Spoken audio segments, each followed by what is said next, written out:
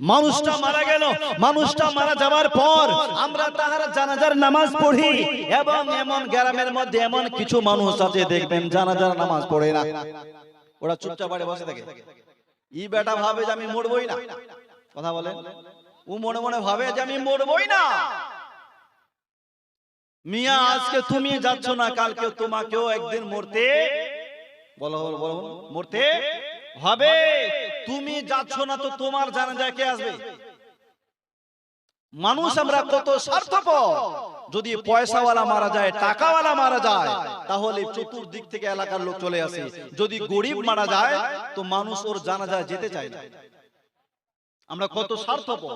আমার চোখের দেখা একটা ভিখারি মারা গিয়েছিল, ভিখারি ভিক্ষা করে খেত, তো ওর জানাজায় মাত্র 50 জন। কতজন? যদি এখন একটা মেম্বার মারা যায়, প্রধান মারা যায়, দেখবেন এলাকাতে যত মানুষ আছে সবাই জানাজা পড়ার জন্য চলে এসেছে।